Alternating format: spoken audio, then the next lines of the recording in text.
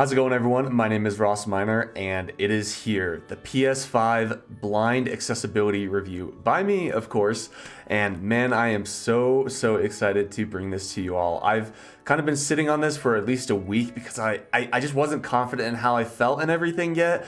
It's like I want to wait until I'm absolutely positive how I feel about this console. And before we get into it, I just want to shout out PlayStation for giving me this console to review. I wouldn't be able to do any of this without them. And seriously, in the middle of a pandemic, it really does mean a lot. It shows that PS5, it shows that PlayStation really does care about accessibility. But without further ado, let's check out these accessibility features. All right, so first we're going to tackle the controller, and in my hands I have the PS5 DualSense controller, and I like it. I really do like this controller, but it does have very valid concerns that many people have pointed out online, including that it's giant, it's heavy. Well, that's actually not much of a concern. I found that this is just about as heavy as a Series X controller. I don't have a scale or anything, but just by holding them, I thought the Series X controller would be a lot lighter just because it has less technology packed in it. But yeah, no, it may be more ergonomically comfortable, but the Series X controller is just as heavy as the PS5 controller. So I just kind of wanted to clear that up. Now, the biggest thing, of course, with the controllers are the haptics and the adaptive triggers. Now, I love both of them. I think they are great. They definitely add to the immersion as a blind gamer. As a gamer with other disabilities, that's where problems may start to occur with this controller. But as for me specifically as a blind gamer, I do really like this controller. The haptics and triggers, I'm conflicted about both in a good way. So the triggers, for example, they feel, like triggers. People are not underestimating that. However, there's a few nitpicky things I really do have to say with these, and that people say it really does feel like you're pulling a trigger or pulling a bowstring. And while the only game I've been able to test this on is Cold War Zombies, it more feels like you're pulling on a little tiny motor within a trigger, which is exactly what you're doing. And so it doesn't feel like a bowstring. It doesn't feel like a gun trigger. It literally feels like a little motor. And so for someone with more sensitive sense of feeling, it's kind of easy to feel, so it takes me a little bit out of the immersion. So I guess I'm bringing that up is because I feel like people are saying this is game changing, and it really does bring a lot to the table. And I like adaptive triggers, but even when playing zombies, I found that my right hand was getting tired from just constantly pulling the trigger. I've had to bring it down to medium, and I'm thinking about even bringing down the sensitivity to light. I'm just recently retired from swimming. I have big hands. Like, my hands are strong, and so people with small hands who can't grip the controller well and all that. I love these triggers, but they're not for everyone. As far as the haptics, I've yet to really play a game that takes advantage of them, or at least a semi-playable or accessible game. I've been trying to get my hands on Spider-Man, for example, or just other games that support more complex haptics. And really the only game that I've come across is Call of Duty that's been optimized for the PS5, but it doesn't have any fancy haptics, and really all it has is the adaptive triggers. So I haven't been able to test that out much, which is kind of unfortunate. However, one thing I'm worried about with the triggers and the haptics and everything is developers using them, because they're both great accessibility features for blind people. Like, when I was playing Cold War, I could tell what weapon I had out by pulling the trigger just a little bit to feel if there was any resistance. And I found that really useful. Something I didn't think adaptive triggers would be useful for. The last two things I want to talk about with the controller are the mute button and the D-pad. So the mute button is just this little line at the very bottom of the controller that mute your audio. And I find this really useful instead of having to browse through menus just to find the mute button. That's really nice. As far as the D-pad, if you watch my unboxing video, you already know how I feel about the PS5 D-pad or just all PlayStation D-pads. And pretty much I feel the exact same. I think it's squishy and hard to press at some points. Not a bad D-pad, but I like Xbox's more. Moving on. Now, with that out of the way, let's go ahead and jump into the UI. And I've pretty much had it on screen the entire time. You'd be able to hear the music. And yeah, so here is the PlayStation UI. And the first thing I like about it is just how linear and easy to navigate it is. The reason why I like it so linear is because it makes sense. So I don't know how the UI looks visually, but from top left, if I were to imagine, or if you were to imagine using a screen reader. I'm going to go from left to right, and you'll see what I mean. Your games home. Button. Your media home. Search. Settings. Ross Miner's profile. So right there, you really have everything you need to access the console. Your games, your media, search, settings, and your profile. It's all right there. But if that wasn't easy enough, another thing that I really love about the UI is the fact that it has a control center. So all you have to do is press the PlayStation button, boom, and right here you have all of your controls. Now really the only bad thing I have to say about the PlayStation UI isn't even on the PS5 itself, but the PlayStation app on iOS.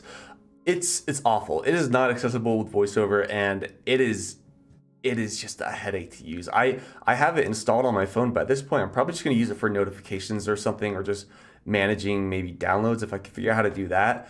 But everything else, yeah, a lot of unlabeled buttons, not very accessible with VoiceOver. I really hope that will be fixed in the future. But I'm not sure what PlayStation's reputation with iOS apps are. Let me know in the comments, but this is something that I'm just finding out for the first time, so not too excited about that one. All right, now we're gonna jump into the big one, and that's the text-to-speech software. Now, before I start, I wanna make sure that you guys don't think I'm being overly critical with this section, because I did a very, very in-depth review of the text-to-speech software on the PS5, and ultimately I wanna preface by saying everything that's good is really good, while everything that's bad is only slightly bad. So off the bat, I want to say that this TTS is fully fledged. It pretty much can read 99% of the UI, just like Narrator on Xbox. It's the real deal. It is nothing compared to the PS4. It's a game changer. And furthermore, I actually find text-to-speech software on the PS5 to be snappier than Narrator. Even though both have gotten hardware upgrades, this is a new generation, I still find that TTS on PS5 just to be really, really quick. As far as accessible media apps, I'm going to do the same thing as I did on the Series X. I'm just going to list the ones that are accessible, and they are slightly different on the Series X compared to the PS5. So on the PS5, you have Netflix, YouTube, and Apple TV that are accessible, while on the Series X, you have Apple TV, Disney Plus, and I want to say that's it. Ultimately, you technically do get more accessible apps on the PS5, and I do want to say that the fact that the YouTube app is accessible and Netflix, I feel like that's where more media consumption is going to be taking place. So I feel like that's a big benefit over the Xbox. But the fact that you can watch YouTube is really, really good, because I have a YouTube channel. And so now essentially this means I can upload straight to my YouTube channel from the PS5, which is something I can't do on my Xbox. My last big discovery, I would say, is that the clip editor is technically accessible. So I say technically because you can fast forward and rewind and trim, right? But it doesn't tell you where you are on the track. So you kind of have to fast forward a little bit, press play, see where you are. Fast forward a little bit, press play, see where you are. Well, on the Xbox, you can press the D-pad or move the sticks, and it'll tell you how far along you are at the start and how far along you are at the end, kind of like on iOS. So Narrator's clip editing feature or accessibility is a bit more advanced, but it doesn't mean that TTS clip editing isn't doable on the PS5. All right, now moving on to the cons. Like I said, it's a lot of bad things, but all pretty small things. Now moving on to the cons, I just wanted to reiterate that these are small cons. They're not huge deal-breaking things that are gonna make you not buy the PS5. Just small things that I feel could be worked on a bit. The first being that there is no text-to-speech shortcut to turn it on or off. So if you wanted to grab the controller from a friend and turn on text-to-speech quickly, you cannot do that, unfortunately. Next being just getting TTS to shut up. Anyone that uses text-to-speech software knows that you just gotta be able to make it be quiet if it's talking too much. And I find that it tends to talk a lot on the PS5, and I can't make it be quiet. So for example, I'm gonna go to the control center. Controls. Home. 1 of 10. Button. Press cross to select. To navigate the controls, use the left button and right button and press the cross button to select. You can customize your controls with the options button. Options button. Customize. You see how long that took? And it's just a lot. So like, what if I'm browsing through the menus and someone comes up to me, he's like, hey Ross, da da da da, and I'm focusing on them, and then the text-to-speech is talking in my other ear, and it's really difficult. And that's something that I kind of encounter even while streaming. So I wish there was a mute button for this. And while we're in the control center, another issue that I have that kind of impacts navigation is the fact that TTS says control before each control element, which actually slows down how fast I can navigate through the element. So if I go all the way through really quickly trying to find, let's say, sound, I'm going to skip right over it. Controls. You see what I mean? So I have to wait for it to say control something, control something. Controls. Mic. Controls. Sound. Controls. Music. See, and the last two things are pretty small, but again, worth mentioning that avatars are not accessible. So as far as customizing them, you're gonna need sighted help with that. As well as when I was integrating the YouTube app onto my PS5, the place to pick my usernames was not accessible. So if you have multiple YouTube accounts or Gmail accounts or whatever, keep that in mind that you may need sighted help for that. Moving on to our last section, we have miscellaneous stuff, and this is just accessibility features that I really like that don't really fit into a specific category. One of the things I really like about the PS5 is just how many things you can integrate with it. So you have YouTube, you have Twitter, you have Twitch. I'm trying to think what else off the top of my head. I mean, you have all the media apps, but those three main integrations, YouTube, Twitch, and Twitter, are really nice because I feel like that's very essential for any content creator or anyone that wants to upload their clips anywhere. And the fact that it's accessible, integrated, just the Series X can't do YouTube right now, so the fact that you can do that is really nice. The next feature that is really big is picture-in-picture or PS5 share play. I think that's what it's called. Multiple names for everything it seems, but essentially it allows you to hop into a party with one of your friends and share your screen with them. And so they can see everything that you are doing, or they can even pin it to like the bottom of their game window. So like, for example, I did a stream with one of my friends and we were playing Cold War Zombies, and he pinned basically what I was seeing to the bottom of his screen. So if I needed help, he could tell me which way to look and whatnot. And so that is something that is very useful for at least playable gaming. You know, not 100% accessible gaming, but for where we are in the gaming landscape right now, this is almost a must-have for blind users. One small feature that I really like that I hope people don't overlook is the fact that your voice is recorded during game clips. And so the reason why I like this is because there are a lot of people that don't have access to a full computer for video editing, or a lot of blind people can't even video edit because it's not accessible. Whatever it is, basically people now have a place to kind of create educational gaming clips. That was probably the case on the PS4, but now they can even trim them. And so if there's anyone out there who needs a way to kind of upload some video clips without having to do major video editing in an accessible way, you can definitely do it on the PS5. And then we have activity cards. And now I haven't been able to mess with these because I haven't found a game that supports them yet.